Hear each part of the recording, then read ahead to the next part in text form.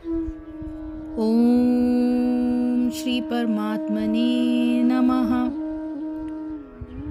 युञ्जनेवं सदा आत्मानं योगी विगत कल्मषः सुखेन ब्रह्म संस्पर्शम् अत्यंत सुखम अश्नुते।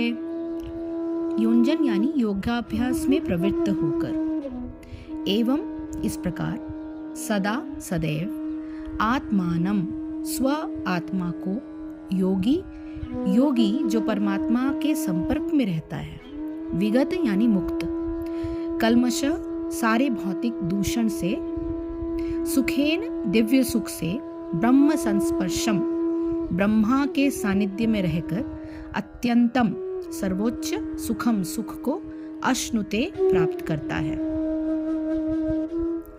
इस प्रकार योगाभ्यास में निरंतर लगा रहकर आत्म संयमी योगी समस्त भौतिक कल्मष से मुक्त हो जाता है और भगवान की दिव्य प्रेमा भक्ति में परम सुख प्राप्त करता है।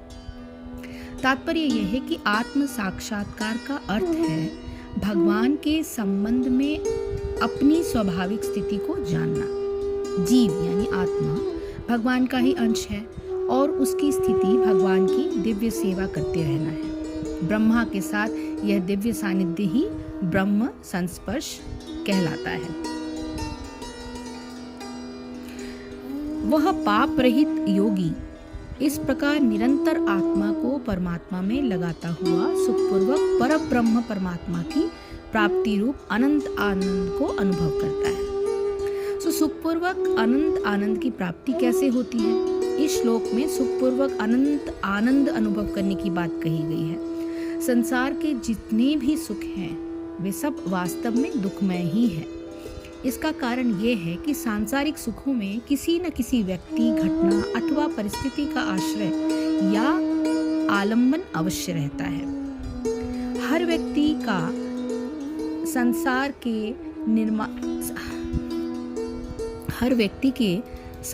का निर्माण होता है इन तीन वस्तुओं से। वो कौन है? यदि बारीकी से सोचें तो पता लगेगा कि ये तीन वस्तुएं जीवन में कभी स्थिर नहीं रहती। वो कौन सी वस्तुएं हैं? परिस्थिति निरंतर बदलती रहती है, घटना चक्र चलता रहता है और मनुष्य से संयोग और वियोग लगा ही रहता है। थोड़ी देर सुख की अनुभूति के पश्चात दुख का प्रवेश अवश्यंभावी है और सुख और दुख एक दूसरे के आगे पीछे आते और जाते रहते हैं। परंतु अभेद रूप से परमात्मा में स्थित हुए योगी के लिए आनंद अनंत की प्राप्ति के साथ साथ संसार में भी सुख की बराबरी अनुभूति रहती है, क्योंकि उसके चित्त का आलंबन संसार के किसी अस्थिर पदार्थ से तो नहीं है। वो तो नित्य एक रस परमात्मा से जुड़ा हुआ है। ऐसे योगी को बराबर संसार से सुख की प्राप्ति कैसे होती रहती है, ये बताते हुए आगे का एक और श्लोक मैं एक्सप्लेन करूंगी।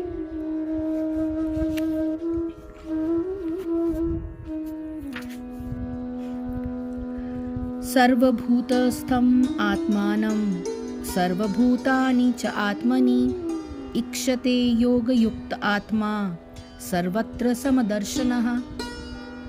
सर्वभूतस्थं सभी जीवों में स्थित, आत्मानम परमात्मा को, सर्व यानी सभी, भूतानि जीवों को, च यानी भी, आत्मनि आत्मा में, इक्षते देखता है, योग युक्त आत्मा कृष्ण चेतना में लगा व्यक्ति, सर्वत्र यानी सभी जगह, समदर्शनः समभाव से देखने वाला। वास्तविक योगी समस्त जीवों में मुझको तथा मुझ में समस्त जीवों को देखता है, क्योंकि हम सभी एक हैं, हम भगवान के अंश हैं। इसीलिए जो योगी होता है वो सब जीवों में मुझको देखता है और मुझ में समस्त जीवों को देखता है। निस्संदेह स्वरूप सिद्ध व्यक्ति मुझ परमेश्वर को सर्वत्र देखता है। कृष्ण भावना भावित योगी पूर्ण दृष्टा होता है, क्योंकि वह परम ब्रह्म कृष्ण को हर प्राणी के हृदय में परमात्मा स्वरूप स्थित में देखता है। ईश्वर सर्वभूतानां हृदयेषु अर्जुन तिष्ठति। अपने परमात्मा रूप में भगवान एक कुत्ते तथा एक ब्राह्मण दोनों के हृदय में स्थित होते हैं। पूर्ण योगी जानता है कि भगवान नित्य रूप में दिव्य हैं और कुत्ते या ब्राह्मण में स्थित होने से भी भौतिक रूप से प्रभावित नहीं होते। यही भगवान की परम निरपेक्षता है। यद्यपि जीवात्मा भी एक एक हृदय में विद्यमान है, किंतु वह एक साथ समस्त हृदयों में सर्वव्यापी नहीं है। आत्मा तथा परमात्मा का यही अंतर है। जो वास्तविक रूप से योगाभ्यास करने वाला नहीं है, वो इसे स्पष्ट रूप में नहीं देखता। एक कृष्ण भावना भावित व्यक्ति कृष्ण को आस्तिक तथा नास्तिक दोनों में देख सकता है। स्मृति में इसकी पुष्टि इस प्रकार हुई है कि आतत वाच मात्रत्वाच आत्मा ही परमो हरि। भगवान सभी प्राणियों का स्रोत होने के कारण माता और पालनकर्ता के समान है। जिस प्रकार माता अपने समस्त पुत्रों के प्रति समभाव रखती है, उसी प्रकार परम पिता या माता भी रखता है।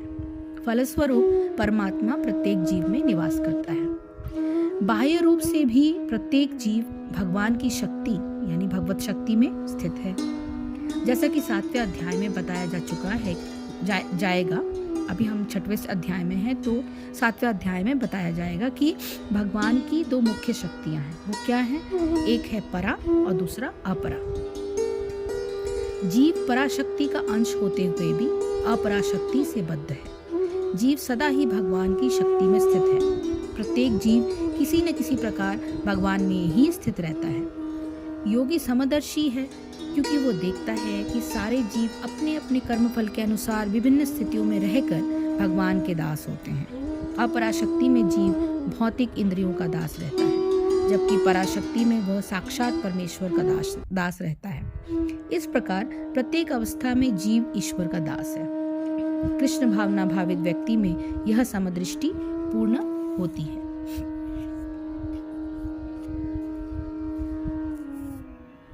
तो हे अर्जुन, श्री कृष्ण कहते हैं, हे अर्जुन, सर्वव्यापी अनंत चेतन में एक ही भाव से स्थिति रूप योग से युक्त हुए आत्मा वाला तथा सब में समभाव से देखने वाला योगी आत्मा को संपूर्ण भूतों में व्यापक देखता है और संपूर्ण भूतों को आत्मा में देखता है। अभेददर्शी का समदर्शन। इस प्रकार समभाव से देखने वाले योगी को संपूर्ण भूतों में एक आत्मा का ही सर्वत्र दर्शन होता है और वो संपूर्ण भूत प्राणियों की आत्मा के ही विभिन्न रूपों में देखता है। यही कारण है कि सब व्यक्तियों में से उसकी अनुकूल अथवा प्रतिकूल बुद्धि समाप्त हो जाती है। सब व्यक्तियों को वह उसी आत्मा का स्वरूप समझता है जिसमें उसकी नित्य स्थिति है। इस अभिन्न आत्मीयता के कारण उसका प्रत्येक से अपनत्व स्थिर हो जाता है। ममत्व अर्थात अपने लिए सुख की आशा जाती रहती है और समत्व में उसकी स्थिति हो जाती है। उसके मन में फिर किसी व्यक्ति से कुछ अपेक्षा अथवा किसी के लिए घृणा का स्थान ही नहीं रहता। जिस प्रकार बर्फ में जल के सिवाय अन्य कोई पदार्थ नहीं होता, उसी प्रकार संसार की भिन्न भिन्न वस्तुओं में वह एक आत्मा का ही विस्तार दिखता है। सोने के विभिन्न आभूषण भिन्न भिन्न आकार और रूपों के होते हैं और उनका उपयोग भी शरीर के भिन्न भिन्न अंगों में किया जाता है। फिर भी उनके मूल्यांकन के समय वे सब सोने के मूल्य के ही समझे जाते हैं। इसी प्रकार वो योगी सब में एक आत्मा को ही व्याप्त देखता है। जब तक मनुष्य स्वप्न देखता है, तब तक वह स्वप्न की विविधता से प्रभावित होता रहता है, परंतु जाग जाने पर वह स्वप्न को एक अपने से ही मन का विस्तार समझ जाता है। समभाव में स्थित योगी भी इसी प्रकार संसार भ्रम से जागा हुआ व्यक्ति होता है। संबंध यह है कि ये तो व्यक्तियों की बात हो गई। अब परिस्थितियों के विषय में क्या कहते हैं? परिस्थितियों के विषय में कहा गया है कि यो मां पश्यति सर्वत्र सर्वच मयि पश्यति तस्याहं न प्रणश्यामि स च मे न प्रणश्यति। यह है 30वां श्लोक। इसकी व्याख्या हम अगले एपिसोड में करेंगे। हरे कृष्ण कृष्ण कृष्ण हरे हरे, हरे राम राम राम हरे हरे। जय श्री कृष्ण, जय गुरुदेव।